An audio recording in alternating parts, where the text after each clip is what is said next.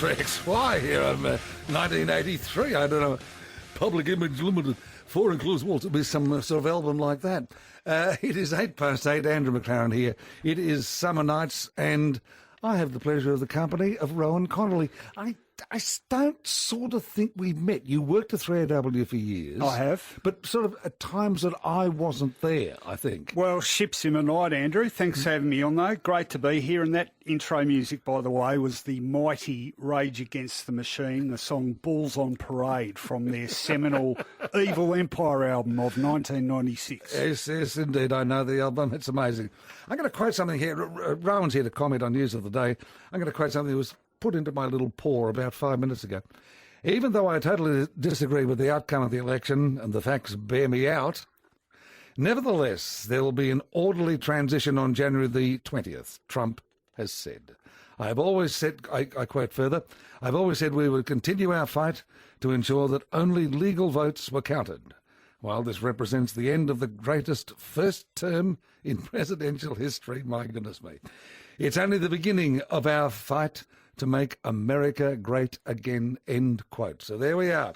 He has gone out guns blazing, or about to go out guns blazing. Rohan, your thoughts? Well, by his standards, that could be the most conciliatory thing I think he's ever said. That's quite remarkable by his standards, but we know his standards sort of change every 10 seconds, don't they? And I mean, I've been glued to CNN all day today because it has been a monumental day in American political history. I'm right, there's now 4 dead, aren't there, in Washington? Yep. Not just that lady. Yeah, 3, they're saying medical emergencies. I actually saw the footage of the lady being shot, and it's pretty grim stuff. But I mean, you know, Trump, it's fair to say I'm not a Donald Trump fan, but I think a lot of people after today who were fans probably no longer will be, because how can you possibly support a guy that actively encourages an armed storming of the Houses of Parliament? I mean, it was the scenes out of the Capitol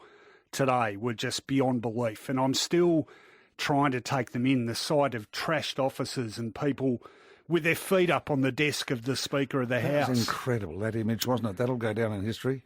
Security blokes with their guns drawn guarding the doors to stop people breaking in. I saw that. Amazing. The bloke dressed in that mad costume, the guy souveniring the lectern or whatever it was just disgraceful stuff that reflects so badly on the country, but most of all reflects incredibly poorly on a president who not only tacitly encouraged it, he actively encouraged it in his speech to them just before they marched on the Capitol. His last words before they switched him off on Twitter.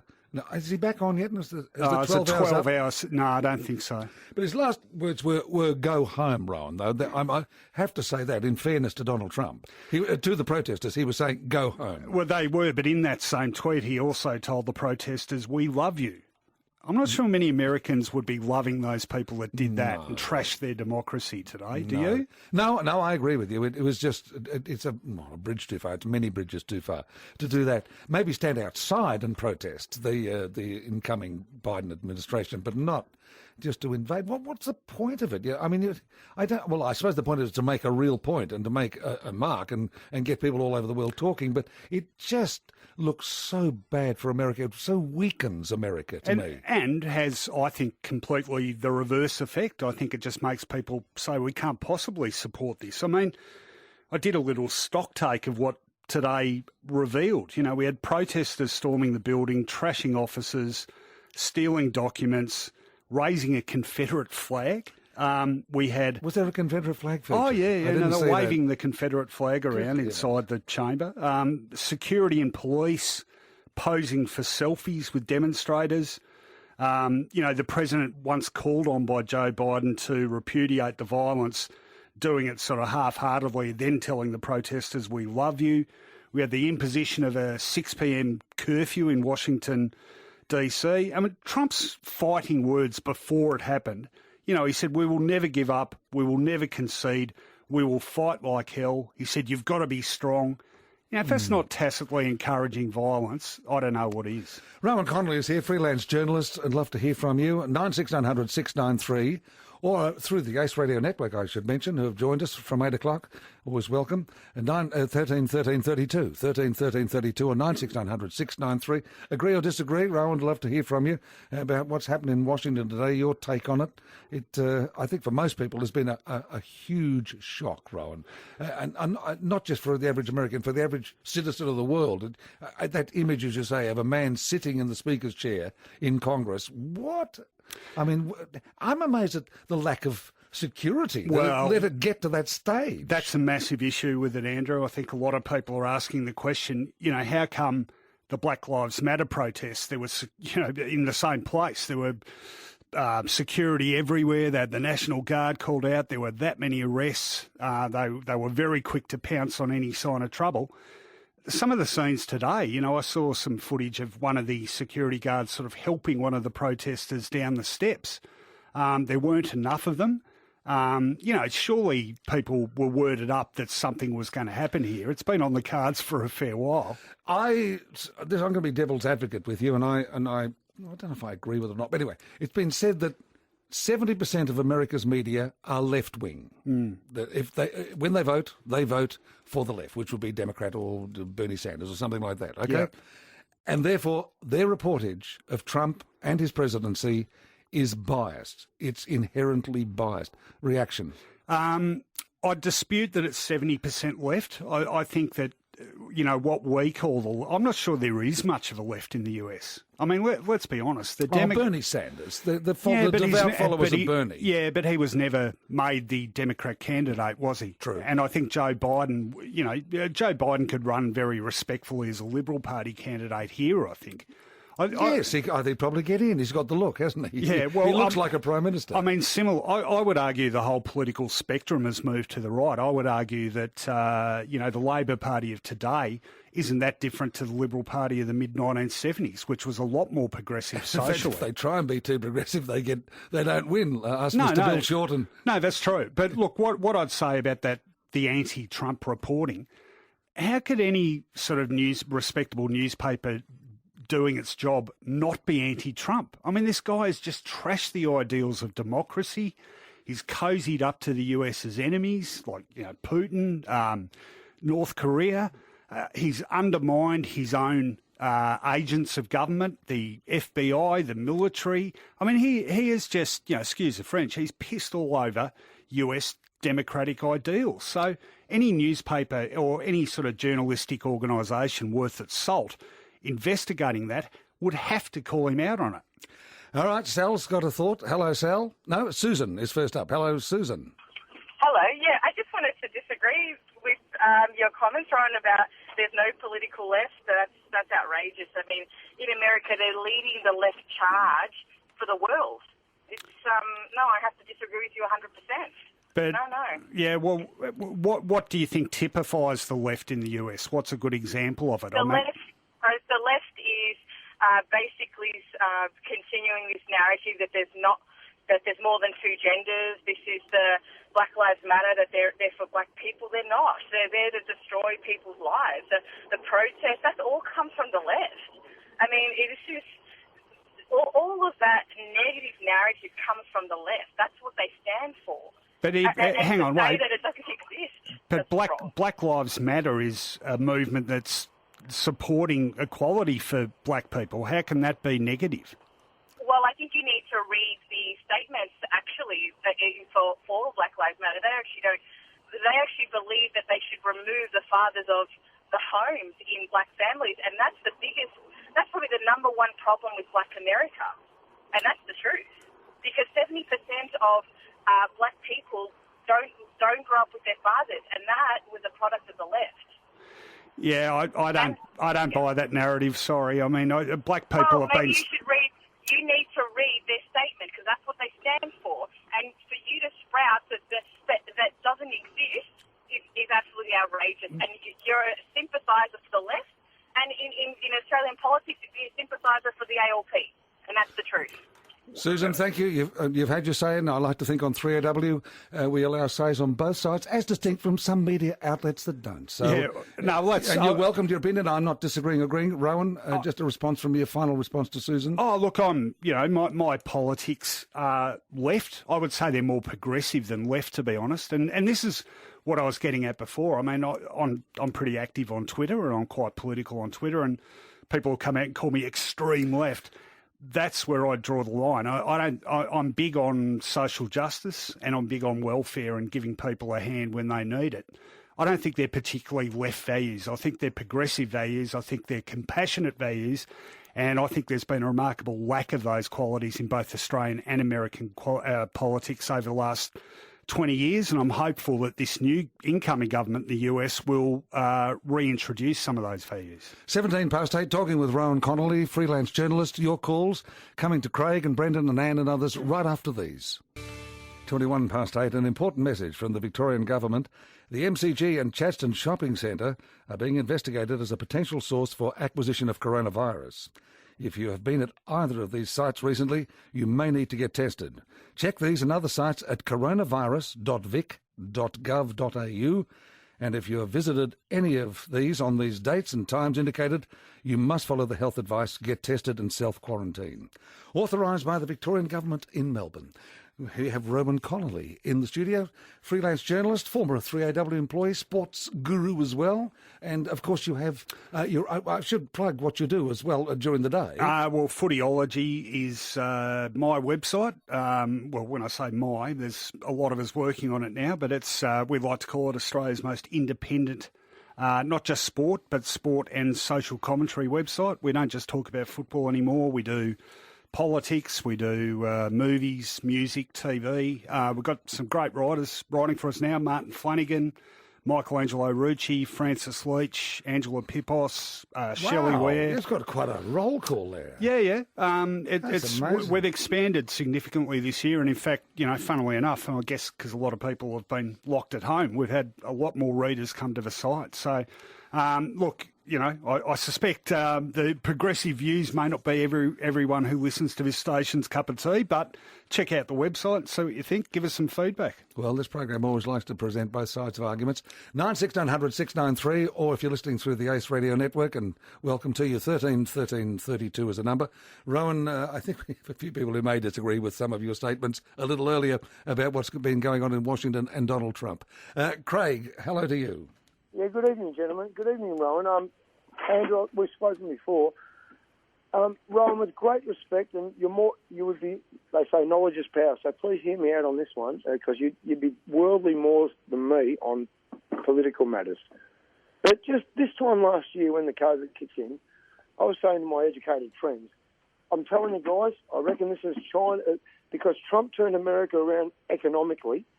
The Hispanic loved him. The American Negro loved him, the American African-American, forgive me, and what he did for the economy. He wanted to take the power back, so to speak, okay? And I'm just trying to say that I honestly, this whole COVID thing, I honest to God reckon it was China's way of saying we don't have to go to war. Economically, let's wreck the rest of the world. And right now, as your experts tell us on 3AW, I heard in the last week, once again, China is now the greatest exporter, AAA rating, and they're the most powerful nation on earth economically. Mm.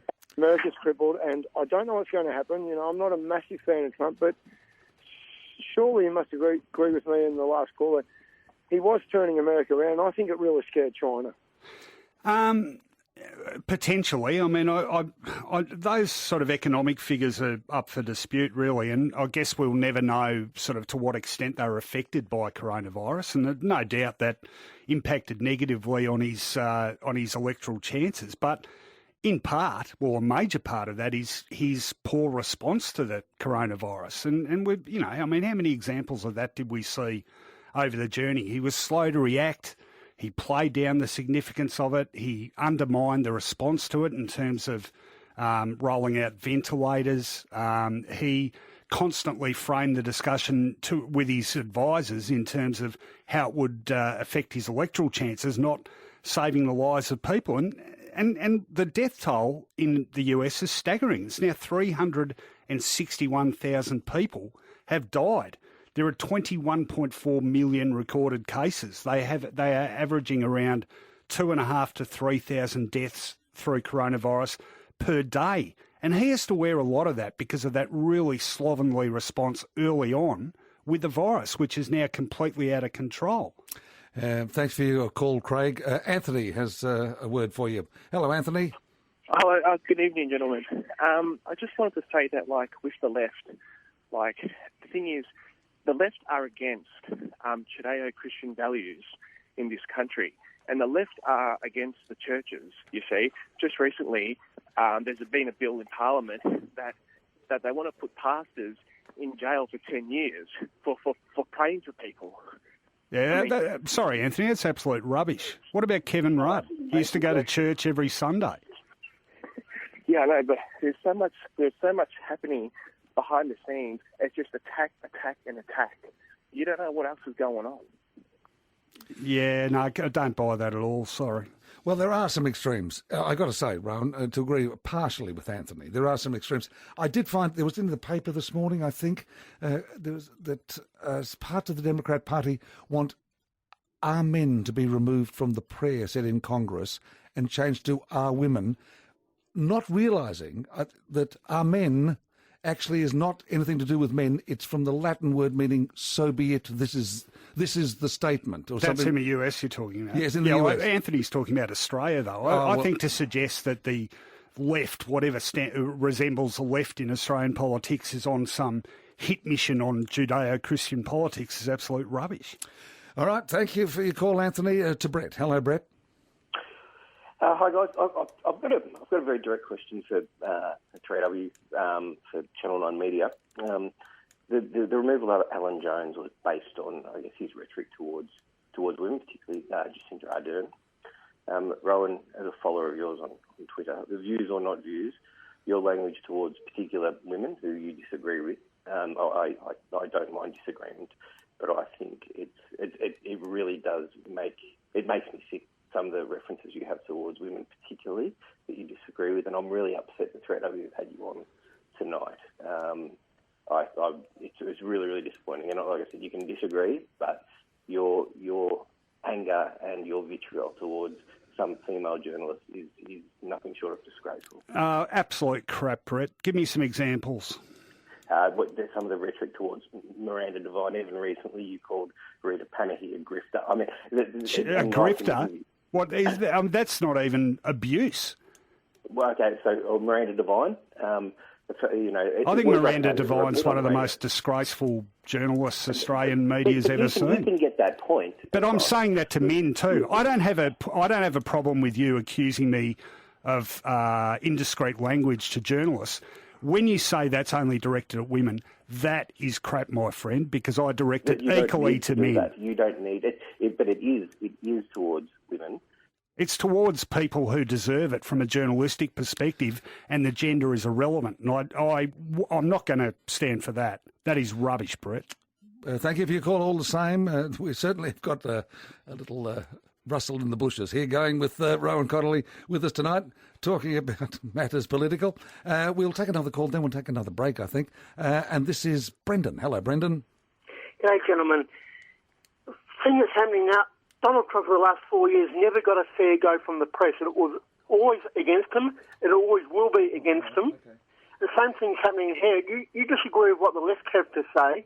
You're hounded all the time. Look at Rita Panahi. She writes something in the paper and all hell breaks loose. Well, I try not to look at what she writes, to be perfectly honest, but my understanding is she has plenty of support for what she writes, and that's why the Herald Sun employs her. Also, when you're talking about Donald Trump being punched by the left, have you heard of a little organisation called Fox News or Sky News in Australia? In fact, Sky News in Australia, Andrew, is a really interesting example because they've actually developed a business model which caters far more to the American audience than it does to the Australian audience, to the point where they don't actually care about how few viewers they have in Australia, because it is few, trust me.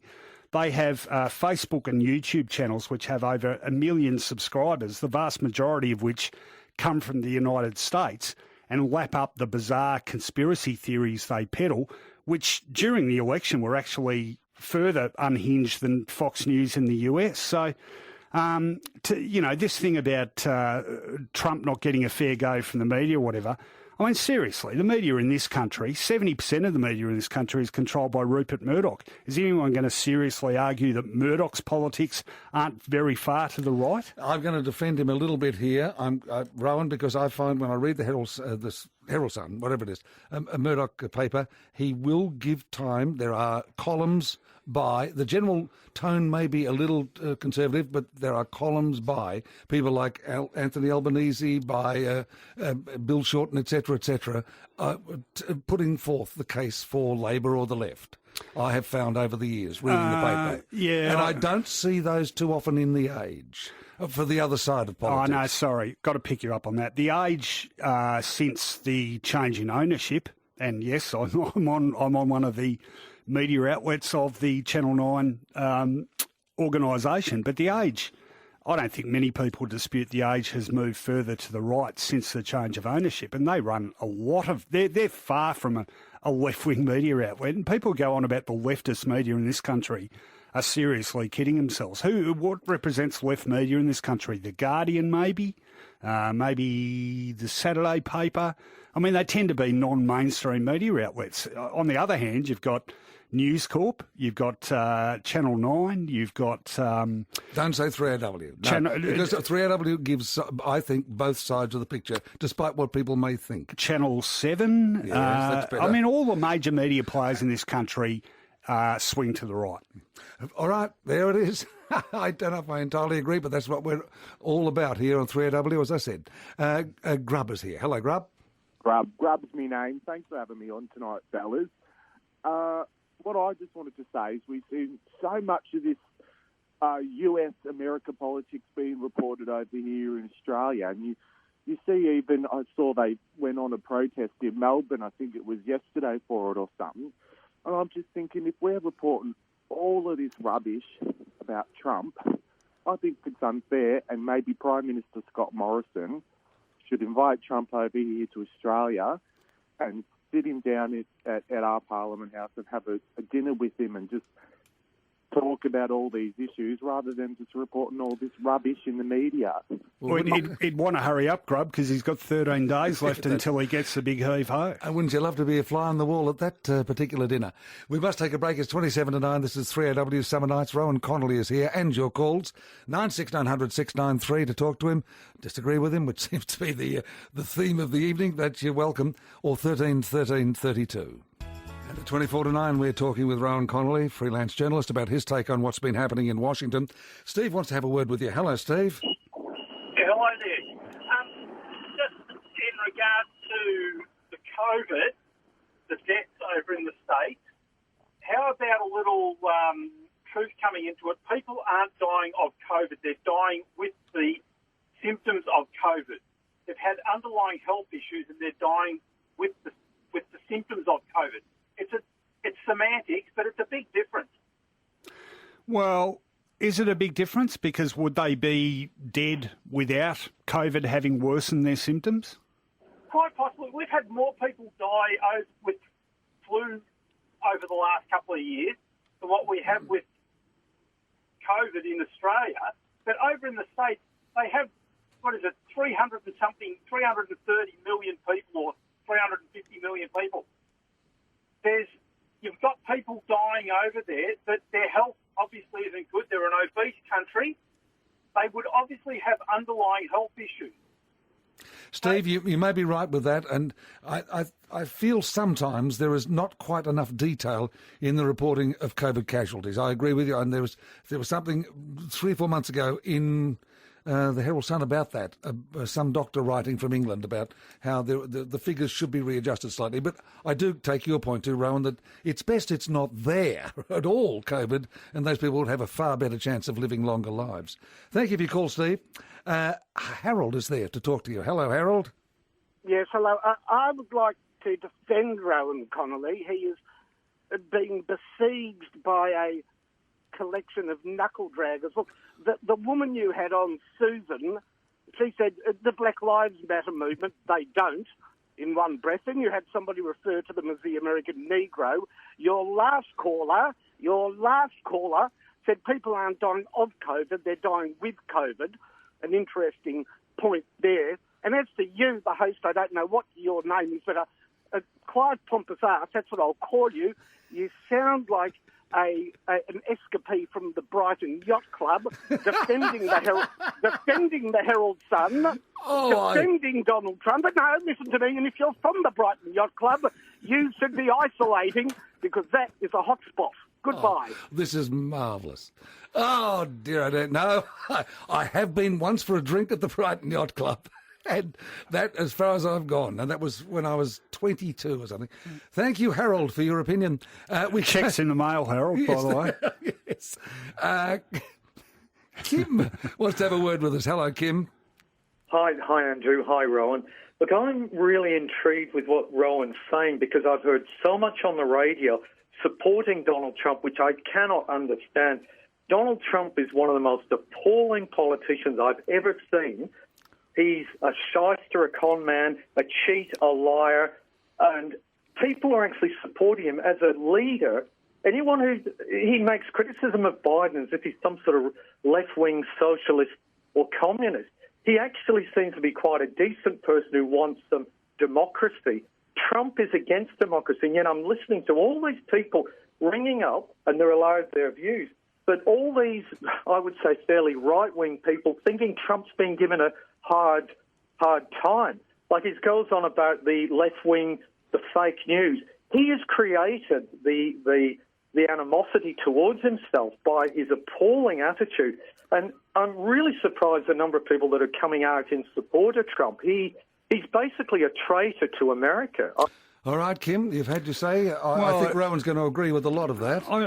I do. I mean, I do, and I think the people have spoken. You had a popular election where he lost by a margin of 7 million votes and 70 electors in the Electoral College. I mean, and yet today he was still claiming to have won in a landslide. I mean, the guy is just at odds with reality, and he's one of the most incredibly sort of immature narcissists I think I've ever come across. And he's doing himself and his legacy, such as it is, such damage to me. Just go quietly, and maybe, I'm just saying this and you'd hate the thought, in 4 years' time you can run again. No, not now. He is. Well, that's what I mean, but maybe if you'd gone honourably and quietly, you may just run again and you may win. Whatever positive legacy he had established has been completely trashed in any time since the election. I mean, he's a spoiled brat. There's a well-known comedy sketch from the US of him.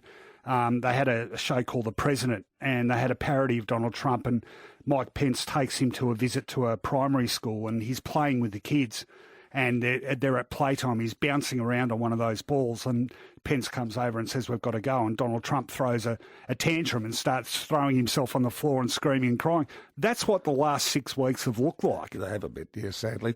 Katrina, hello to you. Hello? Hello, Katrina. Oh, no, sorry, you've got the wrong person. My name is Wilhelmina. Oh, hello, Wilhelmina, sorry. I am the lighthouse keeper of Wilson's Promontory, and I've listened to my wireless via Billy from Inverloch, now Wonthaggi. Yes. Ringing up to verify and prove, I'm sure that you, Mr. Andrew McLaren, are not a member of the Brighton Yacht Club. No, I've never sailed my yacht past your lighthouse. Yeah, absolutely. And I thought you had one of those cruises with a helicopter pad on, and the launches are coming to the back of the starboard of the port of the boat, of the back of the boat. And I think maybe the nearest you've ever been to is a paddle-o on the Albert Park Lake. And even then I got seasick. Katrina, thank you for your call. What's going on here? I don't know. It's called night radio. You're not used to it. Andy, hello to you. Hey, gentlemen, I just got one thing to say to all the callers who are anti-Trump tonight, and that is Don is God. Okay, well, you're a supporter, and he has a cult following. You know something? I reckon you could... may it never happen. It could be the American Civil War again. I wonder if he said, look, the states that want me, we're going to form a new federation, and, all the Wyomings and the Tennessees and the Alabamas, they just might go for it, and elect their own president. Well, yeah, their style. I said earlier, we saw a Confederate flag waved in the US Congress today. I don't think that's happened. Well, it didn't even happen during the first Civil War, and today's the closest thing we've seen to a second one. I hope I haven't put that idea in someone's brain. We don't want to divide the United States, please. Leon, hello to you. Hi there. I just wanted to say a couple of things. Firstly, it's great to have somebody like Rohan on the station, because it actually proves what you've been saying, Andrew, about trying to maintain some political balance between the progressive and conservative side. Thank you. So I think that's great. I think that I am clearly I am in favour of the right, but I think Donald Trump is a disgusting, narcissistic human being who's caused nothing but trouble. But he's actually done some very, very good things which have been completely overshadowed by his narcissistic behaviour, like bringing a lot of peace in the Middle East, which Obama hopelessly stuffed up. He's also taken issue with Iran. They're in the process of developing a nuclear weapon in contravention of the deal that's been done, and he's been clamping down on that, which Biden will then release all the clamps on them. So, he's not all bad, but the reason why Trump can get away with his opinion about the votes being fraudulent is because in America, instead of having like we have in Australia, the Australian Electoral Commission, which is an independent body and governs all of the federal elections, in America, believe this or not, there are 10,000 separate bodies who are responsible for counting the votes, and nobody has the right to tell them what to do. It's an incredibly good call, Leon. It's an incredibly unwieldy system. There's no doubt about that. And I remember sitting there watching the coverage. I learned so much in those few days when the count was still in dispute. But Leon's quite right. You've got different states with different sort of methods of how they count the votes. The whole electoral college thing, I think, is confusing. Yeah, I describe American democracy as it's like a giant mastodon from primeval days. Didn't think you were going to say mastodon there. No, I did. Stomping across the terra firma, the permafrost of some 20,000 years ago, and it sort of gets there. You know what I mean? It's really unwieldy, and it doesn't understand what's going on with the climate or whatever, but it does sort of keep working despite all predictions. It's amazing, America, that way, I find. Yeah, well, I mean, in fact, you could describe America, the country, in the same way, can't you? I mean, there's so many institutionalised inequities that go on in America, and yet somehow it lumbers on. My favourite is you've got all these states that can only have 2 senators each. I mean, so you've got California with 40 million people in it. Yeah. They got 2 senators. You've got Wyoming with 2 million people, I think, tops, or correct me if I'm wrong, but something like that. Yeah. And they can have 2 senators as well. Yeah. So you get all this really imbalance of representation in the Senate. Enormous potential to gerrymander the whole system. That's right. Leon would like to have a word with you, Brian. No, that was Leon, I think. Oh, that was Leon. I'm sorry. This is Sal. Hello, Sal. Hello? Yes, Sal. Yes, Rowan. Yes, Sal. Donald Trump. Last February, lowest unemployment in 50 years in the US. Yeah. How's it looking now? How's it looking now? And they're still looking pretty good. The last quarter, they did pretty well. And Donald Trump is not a career politician, right? He's a businessman. So he runs the country as a business, where you take our system, for example, like have a look in Victoria, Daniel Andrews. You gotta be he got out of uni, straight into politics with the trade movement, and these sort of people, they cheat, they lie. That's how you get to the top. So what do you got? You got corrupted politicians. With Donald Trump, what you had a businessman, which he was run it as a business. That's why he was taking a lot of the jobs back from China. No, thank you, Sal, for your comment. Well, it's funny, there seems to be plenty of businessmen over the years who've cheated and lied and been found to be corrupt. Well, I think I'm going to defend him here, that he has apparently, according to the figures I've seen, though people have written to me or emailed me from America and said, no, those figures are all rubbery and everything, but he has reduced unemployment in certain ethnic sectors of America, Mexican Americans, or Hispanic Americans, I should say, and African Americans. Well, I keep hearing that, but I mean, wouldn't the election figures that I saw anyway didn't appear to support that he had great support among those cultural bases? It's 12 to 9, it is 3AW. We're talking with Rohan Connolly and Samantha, Dennis and others. We're coming to your calls right after these. An important message from the Victorian Government. The MCG and Chadstone Shopping Centre are being investigated as a potential source for acquisition of coronavirus. If you've been at either of these sites recently, you may need to get tested. Check these and other sites at coronavirus.vic.gov.au and check if you have visited during any of the dates and times indicated. You must follow the health advice, get tested and self-quarantine. Authorised by the Victoria Government, Melbourne. Talking at 9 to 9 to Rohan Connolly, freelance journalist, and Twitter. You want to mention before we go any further with calls? Oh, well, look, anyone who's enjoyed the sparring this evening, or if you just want to, give me some good old-fashioned abuse, jump on my Twitter account, because that happens frequently on a daily basis. So at Rohan, ROHAN _Connolly, CONNOLLY. Jump on there and give me a serve, and I'll probably give you a serve back, to be honest, but it's all good fun. And you may praise him if you like. I may. I'm known to do that occasionally. Judge invited tonight's cause, not too much coming your way. Anyway, in the way of That's all right. I fully expected it. Samantha, hello to you. Hello. If Donald Trump has been such a bad president, what good did Obama do during his 2 terms that has lasted up until now? Name me some things. And what caused all the riots and the protesting the whole time Trump was in office then, if it was so good after Obama was there for 2 terms? Well, I think that Trump appealed to a certain US demographic which felt like they'd been excluded from the political system, if you like. I'm talking about Obama. What good has he done in his 2 terms to leave America in a good state? Well, if you're going to ask me a question, let me answer it. Excuse me? If you're going to ask a question, let me answer it before you cut me off. You're talking about Trump and his supporters. I'm talking about Obama. Yes. What did he do that was so good that has lasted right up until now? Well, and why are people protesting so much? He didn't do nearly enough. What I would argue he did do was manage to keep some sense of social equilibrium there. I think US was a pretty harmonious sort of society for the 8 years he was president. He did introduce Obamacare, a more equitable health system. He did try to introduce gun reform, which of course was stymied as usual by the very powerful lobby group, the NRA. He didn't do as much as a lot of progressives would have liked, absolutely. You did mention Trump and you said, why are people been protesting now Trump's president?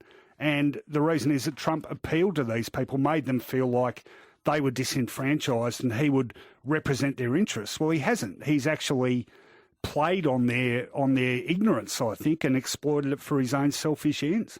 Thank you for your call, Samantha. And Jason and Dennis and Jeff and others, we cannot get to you. I'm sorry. We've run out of time. We were only going to have Rohan on until about 8:30, 20 to 9, but the reaction has been so great. Rohan, we'll do it again sometime, please. Yeah, look, a lot of fun, Andrew. Really enjoyed it. Thanks for having me on. Now, just one thing. Just plug your website again, please. Footyology, all the best independent news about AFL football, but we also have a good look at social commentary, politics, movies, music, TV, you name it. We write about it. We've got great writers, Martin Flanagan, Francis Lees, Angela Pipos, Shelley Ware. There's plenty of stuff on there for people of all tastes, persuasions and political leanings. So check it out, footyology.com.au. Rohan Connolly, many thanks.